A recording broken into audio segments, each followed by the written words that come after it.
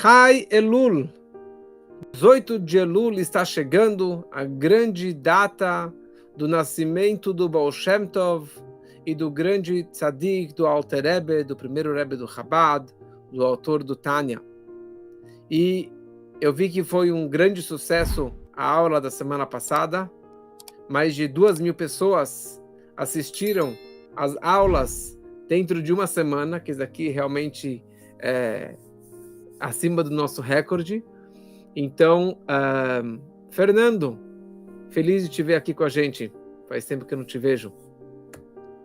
E então vamos fazer aqui mais uma aula sobre histórias do Baal Shem Tov. Essa é a nossa 8ª aula da vida e do legado do grande Baal Shem Tov. Começamos na última aula falando um pouquinho sobre o sonho, o desejo do Baal Shem Tov para ir a Israel. E mais do que para ir para Israel, o desejo dele era de se encontrar com um grande mestre, o Or HaChaim HaKadosh, o grande mestre da Kabbalah, um comentarista muito grande sobre a Torá. E todas as vezes que ele tentou viajar, teve um episódio, teve algo que impediu que o Baal Shem Tov chegasse até Israel. Uma história muito longa, mas é uma história muito bonita e que tem uma história dentro de uma história dentro de uma história para conseguir realmente entendermos a grandeza do Baal Shem Tov e dessa vontade que ele tinha de chegar em Israel. Uma dessas vezes, dessas tentativas, ele acabou parando em Istambul, na Turquia, que na época era chamado de Constantinopla. E ele estava em caminho de Israel, estava no barco com a sua filha Udl, e o barco foi capturado por ladrões, por bandidos, por piratas, e acabaram roubando tudo que ele tinha, a comida que ele tinha. E isso daqui era véspera de Pesach, então levaram a matzá, o vinho, o dinheiro que ele tinha, tudo que ele tinha, deixaram eles zerado. E ali eles pararam em Istambul e começaram a procurar onde ficar, onde dormir, e o Baal Shem Tov achou algum lugar para descansar na sinagoga, e a filha, era véspera de Pesach, eles não tinham o que comer, onde fazer o Seder, o vinho, nada, nenhum dos ingredientes para fazer o Seder. E ela estava desesperada, falou, bom, se eu não tenho para comida para o Seder, então pelo menos eu vou lavar as roupas do meu pai, para ele ter uma roupa limpa para o Pesach, para o Yom Tov. E ela foi até o mar, pegou a roupa e começou a esfregar a roupa do pai lá no mar. E chorando. E naquele momento, para um barco chegando de viagem, e sai um ricão lá daquele barco, e ele viu uma moça judia chorando, falou, o que está acontecendo? Ela falou, olha, nós estávamos no barco, meu pai é um grande tzadik, é um homem temente a Deus, uma pessoa muito, muito importante, lá na Europa, e aconteceu o que aconteceu, a gente está aqui sem comida, sem dinheiro, sem nada, não sabemos o que fazer. Ele falou, não se preocupa, vocês são meus convidados de honra, vocês vão dormir na minha casa, comer na minha casa, passar o Pesach inteiro na minha casa. Apesar que ele era Sfaradi, e aqui era uma família da Ashkenazi, o Baal Shem Tov, mas ele acabou se adaptando com a situação que eles estavam lá. O ricão recebeu eles muito bem, e o Baal Shem Tov não queria comer nada, porque comer pão não podia comer, porque já era véspera de Pesach, comer matzá não podia, porque véspera de Pesach não pode comer matzá. Então ele ofereceu para o Baal Shem Tov um pouquinho de vinho, o Baal Shem Tov bebeu, ele acabou adormecendo e ele foi dormir. E assim entrou o Pesach, o ricão foi para a sinagoga, e o Baal Shem Tov lá, dormindo, roncando. Ele volta da sinagoga, e o Baal Shem Tov estava dormindo ainda. E ele começou a suspeitar que era uma invenção, essa história que o Baal Shem Tov era um grande tzadik, um grande homem. E ele vira para a filha, para Odo, e fala: seu pai vai acordar, que a gente aqui, as crianças estão cansadas, a gente quer começar o Seder. Falou: não sei. Então vai acordar seu pai. Falou: eu nunca acordei meu pai e eu não vou acordar meu pai. Então ele falou: sabe o quê? Então eu vou acordar o teu pai. Ele foi lá no quarto, ele entra no quarto, ele olha o rosto do Baal Shem Tov e o rosto dele estava vermelho, vermelho, incandescente como fogo. E os olhos estavam assim, abertos, super, super arregalados, e rio de lágrimas escorrendo pelo rosto do Baal Shem Tov. Ele percebeu que esse homem aqui é um homem divino, Ish Elokim, é um homem muito sagrado, e ele falou: eu não vou acordar o Baal Shem Tov de jeito nenhum. E ele entendeu que ele realmente era um tzadik. Passou um tempo, e finalmente o Baal Shem Tov acordou, ele se levantou, lavou as mãos, e agora precisava fazer o Arvit, a reza da noite. Porque durante todo aquele período, ele tinha perdido a sua sabedoria, a sua profecia, isso foi uma punição dos céus, mas durante esse sono, ele conseguiu recuperar todo o intelecto, a sabedoria, a profecia que ele havia perdido. Quando ele acabou a reza, ele sentou para fazer o Seder de Pesach e começou a ler a Haggadah com muita empolgação, com muita concentração. E finalmente, no final do Seder, quando ele chega naquela frase, que Deus ele faz maravilhas sozinho, e isso já era 3 horas da manhã, o Baal Shem Tov para nessa frase e começa a meditar, e meditar, e meditar, e meditar, e ele começa a repetir essa frase com tanta êxtase, com tanta empolgação, que toda a rua conseguiu escutar esses berros, essa reza do Baal Shem Tov fazendo essa frase que Deus ele faz grandes maravilhas. E o Baal Shem Tov continuou o Seder. E ninguém ousou em questionar ou interromper o Seder do Baal Shem Tov. Quando acabou todo o jantar do Pesach, o anfitrião, super curioso, ele vira para o Baal Shem Tov e ele fala: desculpa, mas por que realmente o senhor estava chorando durante o sono que eu te vi? E por que essa empolgação toda nessa hora da reza, da frase que Deus faz maravilhas?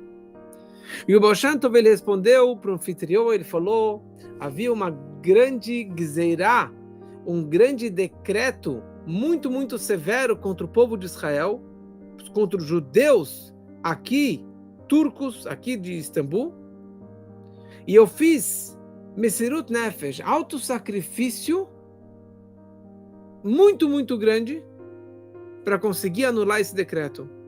E Baruch Hashem eu consegui anular esse decreto.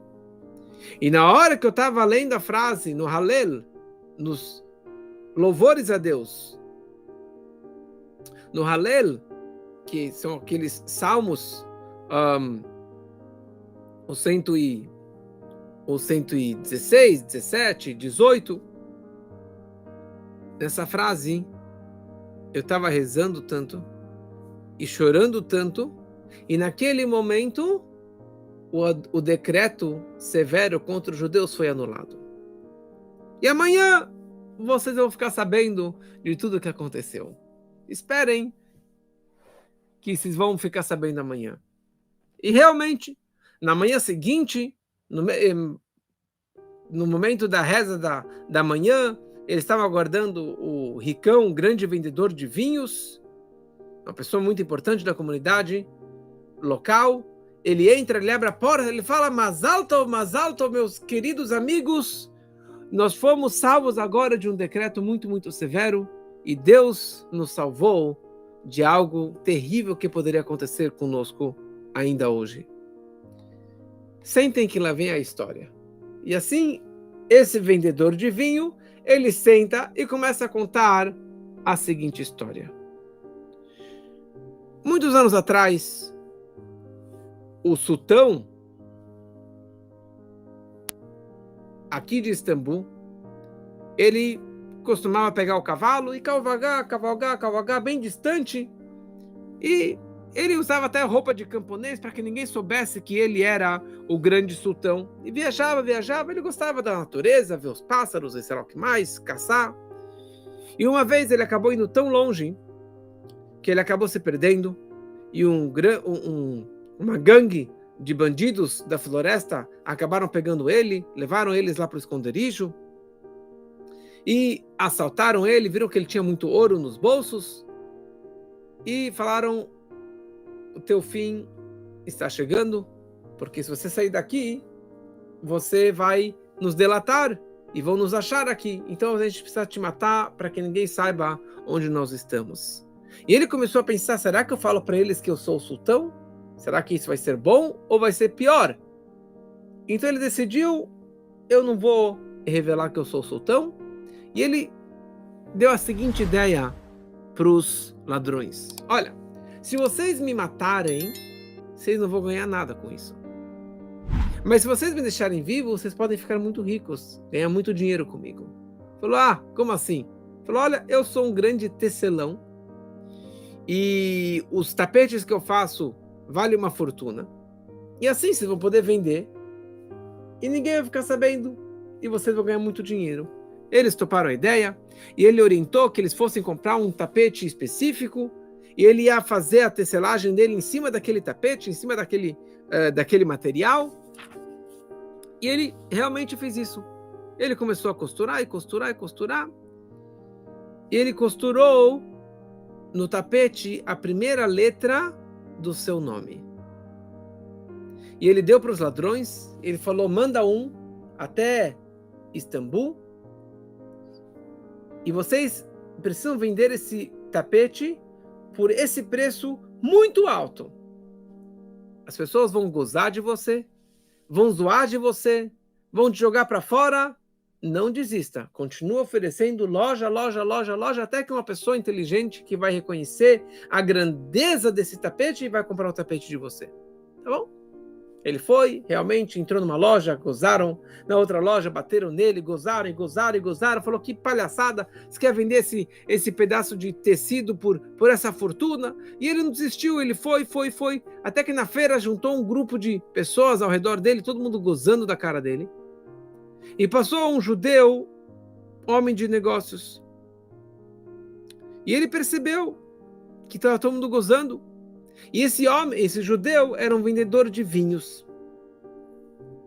E ele percebeu aquele tapete, ele falou: alguma coisa tem aqui atrás. Alguma coisa, algum segredo tem, porque esse vendedor não é um mexigno, não é um maluco. O que ele está realmente querendo vender esse tapete por tão caro? Salo, bem-vindo aqui à nossa aula. E ele foi lá e comprou. Quando ele leva para casa, ele começou a analisar, pegou uma lupa, começou a olhar pelo tapete todo, e de repente ele viu uma letra. E caiu a ficha para ele que isso aqui é a primeira letra do nome do sultão, que está desaparecido há tantos meses. Falou: será que é isso? Quem sabe? E daí, na próxima vez, ele vira Desculpa, então esse vendedor de tapete, eles estavam negociando, então esse judeu virou para o vendedor, para o ladrão, falou: quem é o vendedor? Quem que é o artesão? Quem que é o tecelão que fez esse tapete? Falou: é um artista desconhecido que eu não posso falar o nome dele. E daí ele ficou mais curioso ainda. Ele falou: olha, tá garantido, toda vez que você vier aqui com esse tapete, eu vou comprar de cara, vou te pagar o valor que você pedir. Ele volta para casa, ele volta lá para a floresta, ele conta para os ladrões, conta pro sultão, ficaram felizes e ele logo pegou o próximo, já começou a costurar e colocou a segunda letra do seu nome. Ele volta para a cidade, o judeu compra o segundo tapete e ele ficou muito, muito feliz. Quando ele já tinha aqui uma prova clara do crime, ele corre até o palácio do sultão, encontra com a família real, mostra os dois tapetes, ele fala: olha aqui a prova que o sultão está vivo e ele está mandando uma mensagem secreta. Eles falaram, vamos manter isso aqui sigilo absoluto. E ele continuou comprando 1, 2, 3, comprou vários tapetes e apareceu o nome completo do sultão e depois o local do esconderijo onde que ele estava lá preso. Ele vai para o palácio, pegam todos os soldados, prenderam esse último vendedor do tapete, né, o ladrão, foram atrás dele, acharam o esconderijo, prenderam todos os ladrões e conseguiram salvar o sultão são e salvo para o seu palácio. E ele foi muito, muito grato ao judeu, ao vendedor de vinhos, e falou, eu te devo a minha vida, o que você pedir, eu te dou. Minha fortuna, o que você precisar? Falou, graças a Deus, tenho dinheiro, tenho saúde, tenho minha família, não preciso de nada. Ele falou, se Deus me deu essa oportunidade de salvar Vossa Majestade, imagina, eu vou pedir uma recompensa por isso. Eu estou muito feliz só por isso. Mas o sultão, ele queria realmente demonstrar a sua gratidão ao judeu. Ele pegou, então, um documento com carimbo real e ele assinou o seguinte, para esse judeu, para os seus filhos e para todas as várias gerações, eles têm o direito e o mérito que qualquer momento que eles decidirem entrar no palácio, se encontrar com o sultão, eles têm o direito sem pedir autorização prévia. Carimbo real do sultão, ele deu isso aqui para aquele vendedor de vinhos. Os anos passaram, ele nunca precisou desse mérito de aproveitar essa oportunidade. O sultão velho morreu, o judeu morreu, e agora tinha o segundo sultão e o filho do vendedor de vinhos. Esse novo sultão, ele estava passeando pelas ruas de Constantinopla e se encontrou e deu de cara com os judeus comprando e vendendo matzot. Matzot, véspera de Pesach. E ele estava lá com o vizir, com seu assistente. Ele pergunta, o que são esses judeus? O que eles estão comprando, vendendo essa bolacha seca? E esse vizir, que era um grande antissemita, ele falou aquele papo furado que, infelizmente, usaram muito no passado para fazer os libelos de sangue. Ele falou, isso aqui é a matzá que os judeus eles comem na festa de Pesach, e essa matzá é feita de sangue muçulmano. Eles matam um muçulmano, com o sangue dele, eles colocam na produção dessa matzá, e é isso que eles comem na noite da liberdade deles, na comemoração que eles saíram do Egito. O sultão ficou assustado, falou, como assim? Eles matam um muçulmano para fazer matzá? Falou, sim, fala com esse, fala com aquele. Todo mundo concordou que essa era a verdade que os judeus faziam. Ele ficou tão furioso, e o vizir foi lá provocando, e ele acabou escrevendo um documento que quem são os judeus que comem essa matzá, principalmente a matzá shmurá, a matzá redonda, que tem todo esse capricho maior, todos esses judeus vão ser presos na primeira noite do Pesach e todos vão ser mortos, com o carimbo real. Quando foi na véspera de Pesach, aquele judeu vendedor de vinhos, ele estava dormindo e ele sonhou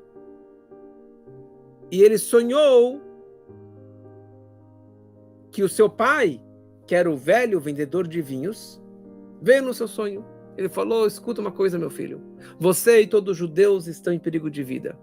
Você tem que pegar esse documento, vai até o sultão, mostra para ele para salvar a vida do nosso povo. E uma prova que o vizir é mentiroso e que ele não é nem muçulmano, na verdade ele é cristão. Manda guardas na casa do vizir, quando ele estiver dormindo, ele vai ter um crucifixo no peito dele, comprovando que ele é cristão e ele não é muçulmano.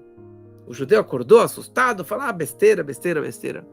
Passou mais algumas horas, ele caiu um sono pesado nele, ele adormece de novo, o pai aparece e falou, olha, se você não fizer isso, todo o sangue dos judeus que forem mortos estarão na tua responsabilidade, na tua culpa. Ele foi então correndo, já era de noite, já era a noite de Pesach. Ele foi até o palácio e ele foi falar com a velha sultanisa, não sei como que chama, a esposa do sultão. E contou para ela a história. Ela se sensibilizou, porque ela sabia da história, como que o pai dele havia salvo o seu falecido marido. Então ela se preparou, ela foi até o quarto do filho, acordou o filho, e ela inverteu a história, falando que, na verdade, o papai apareceu para mim e falou para mim que você está prestes a atacar os judeus. Falou, eu atacar os judeus? Falou, sim, você não fez algum decreto contra os judeus? Falou, na verdade sim, porque os judeus são assassinos e eles vão comer o sangue muçulmano e etc. E ela falou besteira. E o papai apareceu aqui no sonho. Na verdade, foi o judeu que apareceu no sonho do filho e contou todos os detalhes. E o judeu acabou entrando e ele foi convencido. E ele ficou curioso para ver essa história do vizir. Mandou guardas, foram na casa dele, acordaram ele e ele realmente tinha um crucifixo no peito. Na hora, os guardas mataram o vizir e anularam o decreto. E assim, os judeus de Istambul viveram felizes para sempre. Mas isso, concluiu Baal Shem Tov, aconteceu exatamente no momento que eu estava lendo Leoseni Flaod Gedolot Levadó, que Deus ele faz milagres e Deus ele faz maravilhas de uma forma tão incrível e tão maravilhosa. Essa é uma história como que o Baal Shem Tov tentou viajar a Israel e ele acabou parando lá na Turquia. Só de passagem, uma história interessante também, que eu não conhecia, que acabei de ler, que quando o Baal Shem Tov ele estava em Istambul, um dos ricos da cidade, o filho dele ficou cego dos 2 olhos de repente. E estavam desesperados.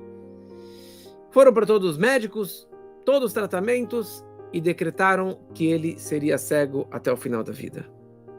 Quando esse ricão ficou sabendo que o Baal Shem Tov estava lá na cidade, ele foi correndo e pediu para ele uma brachá, uma bênção para o seu filho.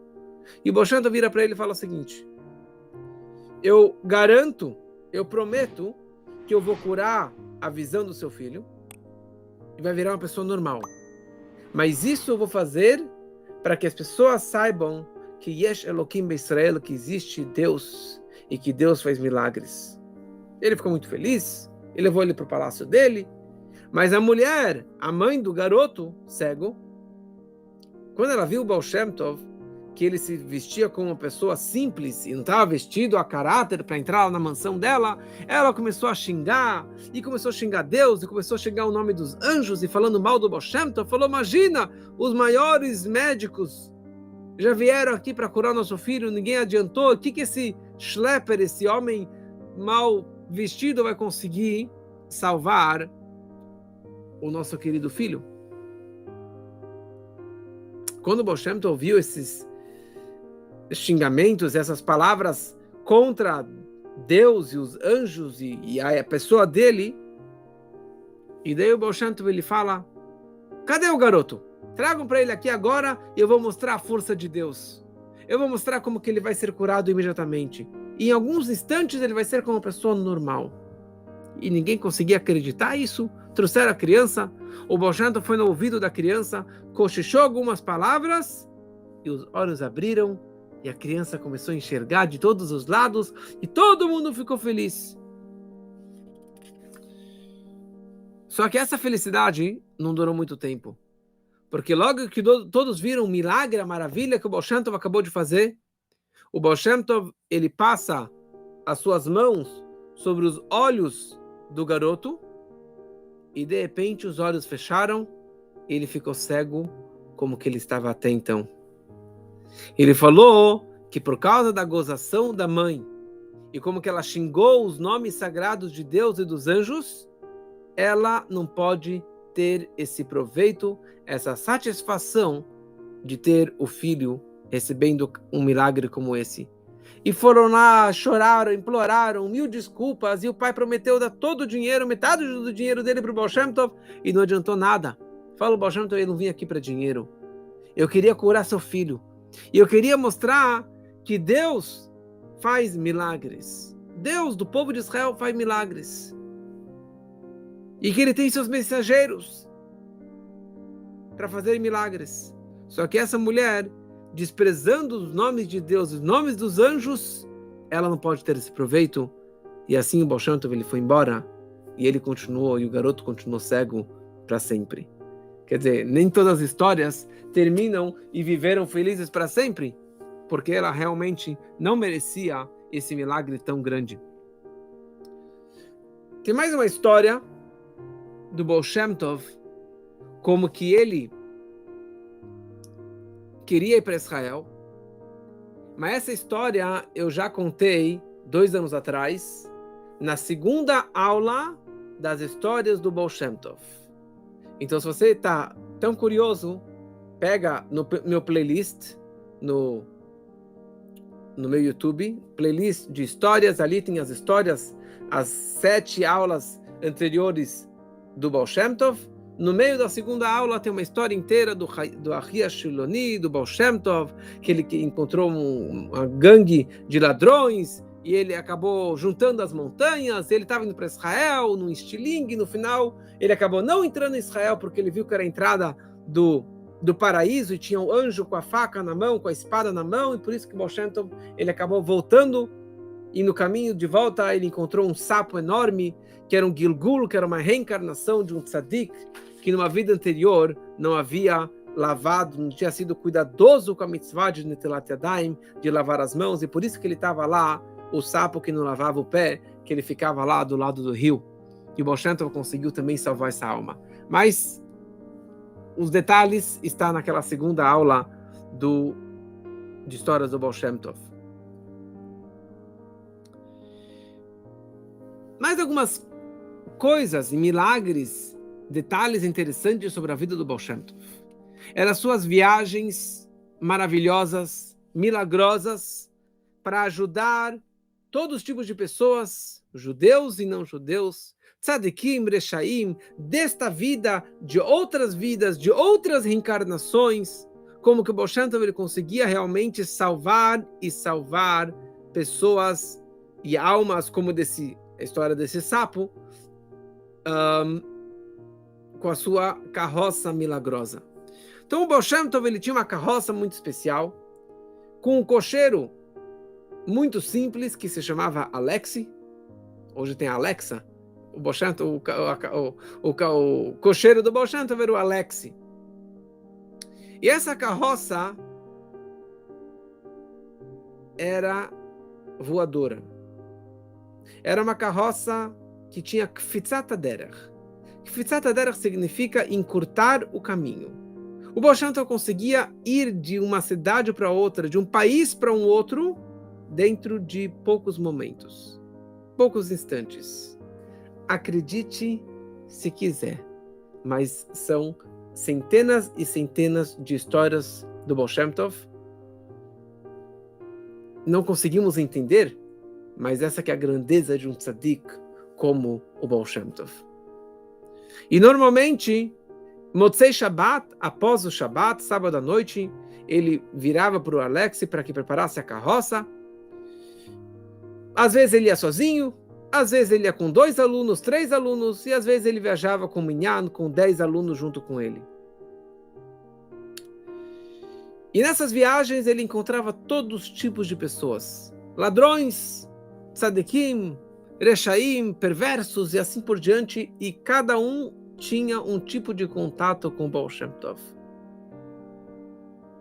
Certa vez, ele se encontra com um judeu muito pecador, de um nível muito, muito baixo, e esse homem acabou dando o seu cajado, a sua bengala de presente para o Baal Shem Tov. E essa bengala que o Baal Shem Tov usou durante algum tempo.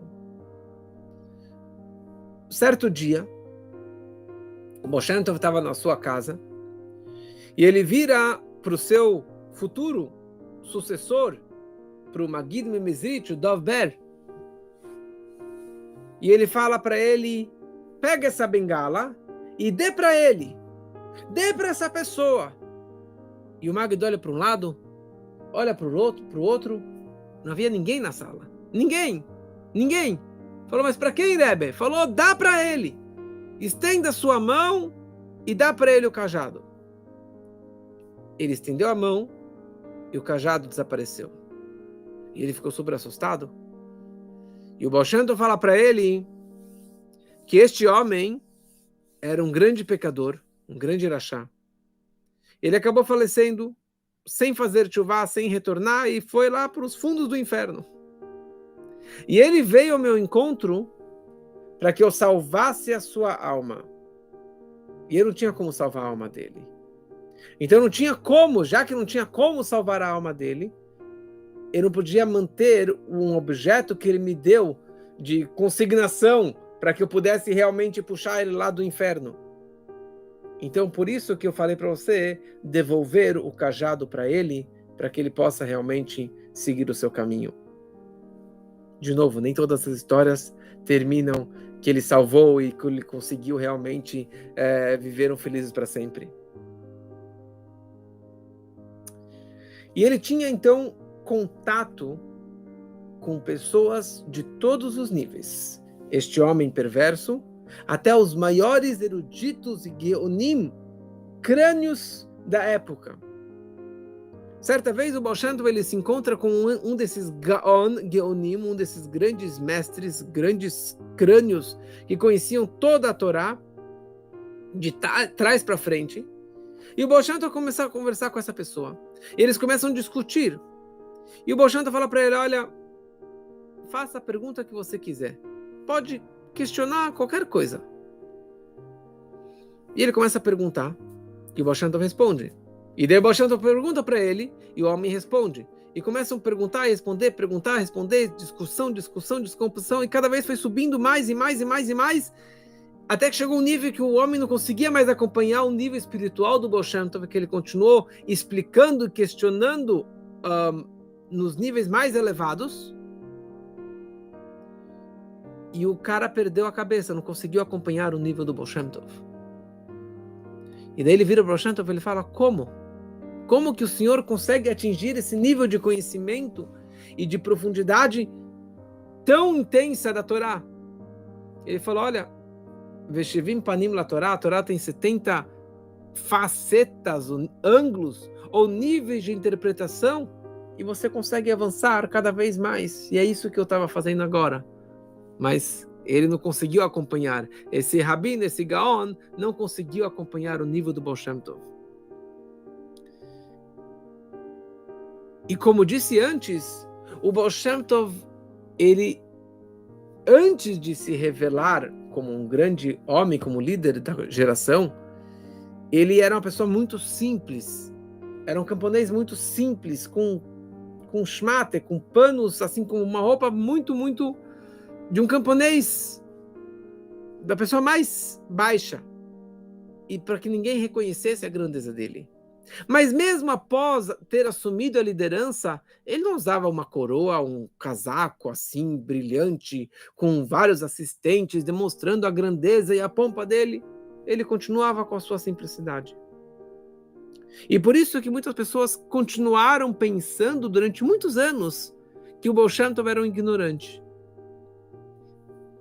Décadas depois, na geração do Alter Rebbe, do autor do Tânia, que seria o aluno do Baal Shem Tov, o Alter Rebbe escutou dois mitnagdim, dois do contra, como eu falei na última aula, dos mitnagdim, dos opositores.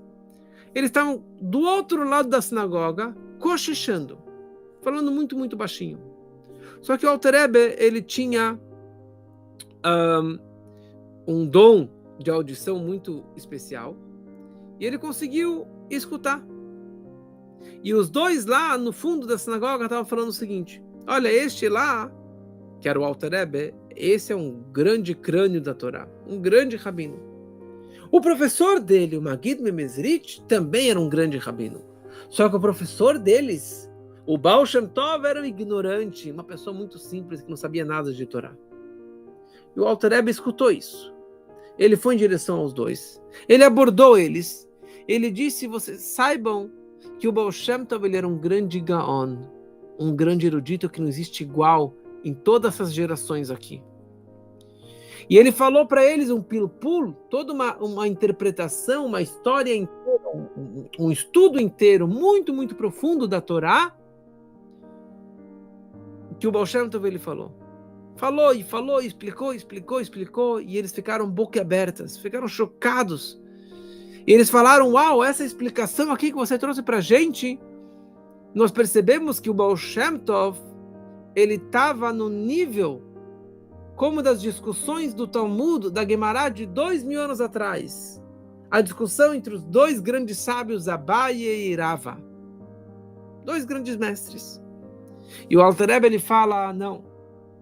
O Baal Shem Tov, ele seguia a linha de pensamento de estudo do Abaye. O Rava tinha um outro caminho de estudo. E o Baal Shem Tov também se encontrava com pessoas simples, pobres, ignorantes. Ele tinha um amor máximo por essas pessoas. E o Baal Shem Tov adorava ir na feira, onde que todas as pessoas simples, os negociantes, estavam lá. Ele se levantava no meio da feira e começava a contar uma história. Que, aliás, essa que é a imagem do flyer, da propaganda dessas nossas aulas, das histórias do Baal Shem Tov. Porque este homem na feira, com a mão para cima, contando uma história com dezenas de pessoas ao seu redor, era o Baal Shem Tov. E nessas histórias, ele contava histórias para despertar a emuná simples, a fé simples daquelas pessoas simples. E ele virava para cada um e falava: como vai? A vaca está dando leite? A galinha está botando ovo? As crianças estão crescendo? O campo está brotando os frutos? E todas essas perguntas era para provocar as pessoas que respondessem: sim, Baruch Hashem, graças a Deus, está tudo bem, está tudo dando certo, graças a Deus, a vaca deu leite, a galinha botou ovo e assim por diante. E isso trazia o Baal Shem Tov um prazer enorme para o Baal Shem Tov. Tem uma história, tem várias histórias, mas uma história que eu já contei várias vezes nas minhas aulas, que é uma história que eu gosto muito, que está conectada com essa ideia de um parush, um desses ermitões, que ficavam isolados totalmente do mundo, só estudando Torá, não casado, não comia, não bebia, ficava o dia inteiro morando a vida toda na sinagoga. Uma história bem longa, mas o Baal Shem Tov, ele se aproxima dessa pessoa, e ele fala: como vai? E ele viu o Baal Shem Tov vestido como um camponês simples, nem deu bola. Como está a família? E o cara não era casado. Como que está a saúde? O cara era magro, cheio de doenças, porque ficava lá fechado o dia inteiro na Torá. Falou: a vaca está dando leite? Como que está a parnassá, o sustento? E o homem ficou tão bravo que ele apontou para a porta para que o Baal Shem Tov se retirasse, não queria nem gastar saliva para mandar o Baal Shem Tov embora. E o Baal Shem Tov fala para ele: por que você não dá um sustento para Deus? Nós vivemos do sustento que Deus nos dá. Mas por que você não alimenta Deus? Por que você não sustenta Deus? É aí que o cara ficou mais furioso ainda, imagina. Eu estudo aqui Torá o dia inteiro, 50 anos fechado, mergulhado na Torá. Eu não estou sustentando a Deus? Que sustento é esse? E o Baal Shem Tov falou, está escrito na reza, nos Salmos, Ve'ata Kadosh Yoshev Teilot Israel. Deus, ele é santo. Mas como que Deus, ele é santo? Ele senta, ele se assenta, ele vive, ele se sustenta dos louvores do povo de Israel. Quando nós louvamos e agradecemos a Deus pelo dinheiro, pela saúde, pela vida material, pela família, isso que é o sustento de Deus. Isso que é o sustento de Deus. E para concluir com uma história, o Baal Shem Tov, ele tinha um aluno que morava numa cidadezinha que se chamava Lvov. Então o Baal Shem Tov vira para esse aluno, ele fala, você gostaria de me acompanhar na minha próxima jornada para Lvov? Ele pensou, Lvov é aqui, centenas de quilômetros aqui de Mezebus, da cidade do Baal Shem Tov. Ele falou, mas tá bom, eu vou te acompanhar. Ele pensando, talvez eu vou encontrar com a minha família. E o Baal Shem Tov falou, não sei se você vai se encontrar com a sua família, mas vamos lá. E eles foram. Viajaram. E quase chegando em Lvov, eles pararam numa casa, super simples. Eles entram na casa e tinha lá um judeu velho, super doente, super machucado, cheio de hematomas no corpo. O Baal Shem Tov entrou lá com o aluno, ficaram alguns momentos com o homem, e eles falaram, até logo, estamos indo embora para Shabbat. E o homem pediu, implorou que eles ficassem lá o Shabbat com ele, e o Baal Shem Tov disse, nós precisamos chegar até Lvov antes do Shabbat. Falou, mas Lvov ainda tem muitos quilômetros de distância, não vai chegar antes do Shabbat. E o Baal Shem Tov, ele foi embora. Na carroça, o Baal Shem Tov revela para o seu aluno que este homem era o Mashiach Shebador. Em cada geração tem um candidato de ser o Mashiach, de ser o Messias da sua geração. Se Deus decidisse que Mashiach chegasse hoje, então este homem seria o candidato, seria o nosso Mashiach. E na prática, ele acabou falecendo no dia seguinte, no Shabat. Eles continuam a viagem, e o aluno lá pirando falou, eu conheço essa estrada, demora horas e horas até chegar em Lvov. E como disse antes, com Kfitzat HaDerech, eles conseguiram chegar até Lvov. Passaram direto pela casa do homem, nem deixaram ele descer da carroça, e foi até o centro da cidade, lá onde que estavam as faculdades da cidade, e era a Rua dos Estudantes. Só que essa Rua dos Estudantes era proibido um judeu entrar lá. Era proibido. E quando esse garoto de Lvov viu eles entrando na cidade, na rua mais perigosa para um judeu, ele começou a brigar, falou, poxa, não podemos entrar aqui, perigo de vida. Falou, não se preocupa, vamos em frente. E o Alexei continua avançando e para na frente da casa de um judeu, que era um alfaiate, que era o único que tinha essa exceção, essa permissão de viver lá naquela rua, naquele bairro. Eles batem na porta, o homem olha pela janela e fala, vão embora daqui, perigo de vida, vão linchar vocês, vão matar vocês. E o Baal Shem Tov falou, abre a porta. Eles entraram na casa do homem. E a gente vai passar Shabbat aqui com você. Ele ficou muito assustado, trancou as portas, trancou as janelas, baixou a cortina. E o Baal Shem Tov se preparou para o Shabbat. O Shabbat começou e mais tarde, no meio da reza, alguém bate na porta. Eles olham pela janela, era o padre local. O alfaiate se assustou, mas convidou o padre para que entrasse. O padre, ele entra e ele ficou observando o Baal Shem Tov a reza toda. Acabou a reza, ele sai da casa e volta para sua casa. Na manhã seguinte ele volta, bate na porta, entra, observa o Baal Shem Tov rezando, acabou a reza da manhã, ele foi embora. Ele volta de tarde e assim ele fica até o final do Shabbat observando o Baal Shem Tov e ele vai embora. Acabou o Shabbat, Baal Shem Tov ordena o cocheiro Alexei montar a carroça e assim o aluno de Lvov, o Baal Shem Tov e o Alexei vão embora e voltam para Mezebus. E o aluno estava pirando, falou, que história é essa que a gente veio até aqui passar Shabbat? Entrou o padre e queria entender tudo o que estava acontecendo. E ele nem pôde se encontrar com a sua família, que fazia tanto tempo que ele não se encontrava. E o Baal Shem Tov não explicou para ele essa parte da história. Anos depois, o alfaiate testemunhou que aquele padre, ele acabou se convertendo para o judaísmo.